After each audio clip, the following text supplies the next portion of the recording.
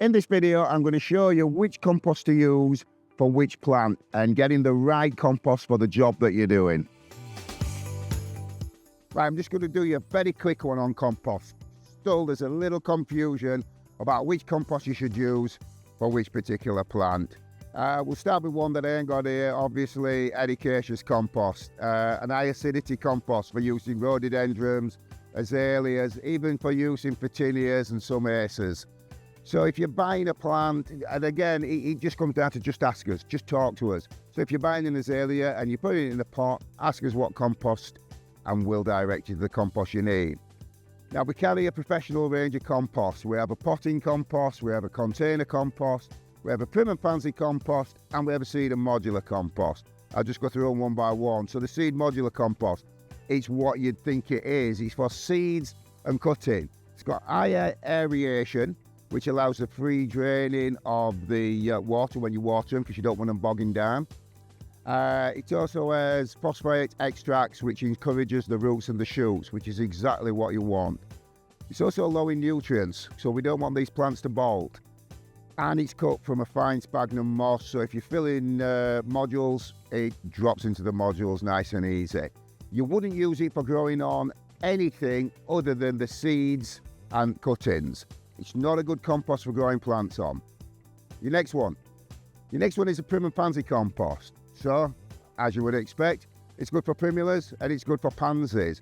It's an exceptional winter compost. Because it's a very low nutrients compost, it stops the plants from bolting.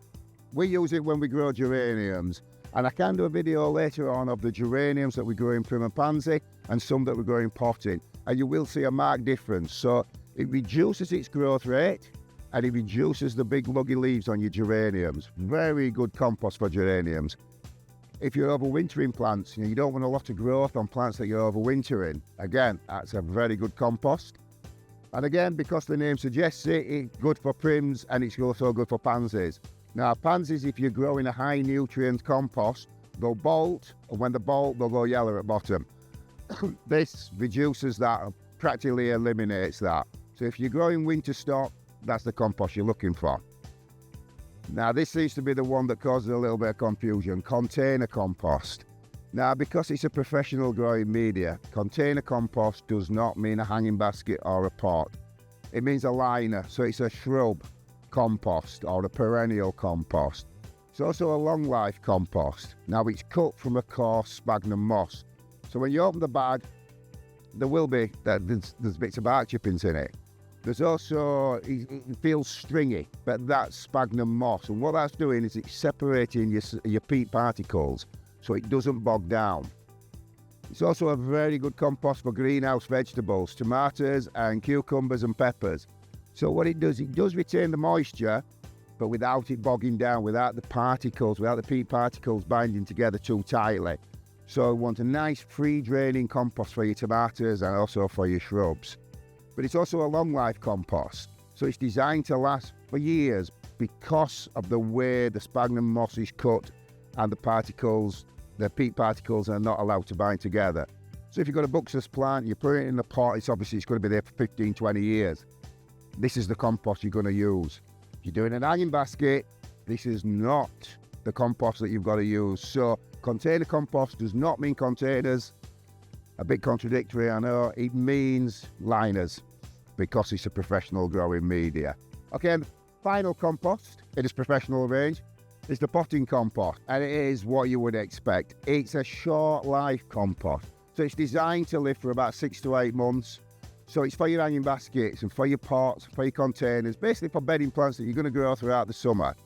It's cut from a medium sphagnum moss, so it's slightly free draining, but the peat particles will bind together a lot more, hence why it's a short life compost. So in about 6 to 8 months, that compost, obviously you throw away your summer bedding, the frost come, it gets them. It is good practice to get rid of all your compost just in case there's any nasties in and replace with fresh compost year on year. But it is, in our opinion, it is the best compost available on the market. It is peat based. It's exceptional for growing all your bedding plants. It's the self-same compost that we grow everything on site. And then just a quick one, a lot of people ask me what wetting agent is. Well, in layman's term, wetting agents is fairly liquid. That's all it is. And they put wetting agents in compost, so when your compost forms it'll form like a crust on the top. So as water hits it, it breaks up immediately and allows water to drain through. Some cheaper compost, shall we say, they don't have the correct amount or even any wetting agent in it, and it'll form a crust on the top, so when you water it, the crust doesn't break and the water just runs over the side of your pots and baskets. If you find that happens, a little bit of washing up liquid in your watering can when you water, and eventually through time it'll start to break up the crust and it'll start to give you the wetting agents that you need in your compost. But if you do come down to the nursery and if you're in any doubt, just talk to us. We'll direct you on which compost is the best compost to give you the best results for growing in your garden.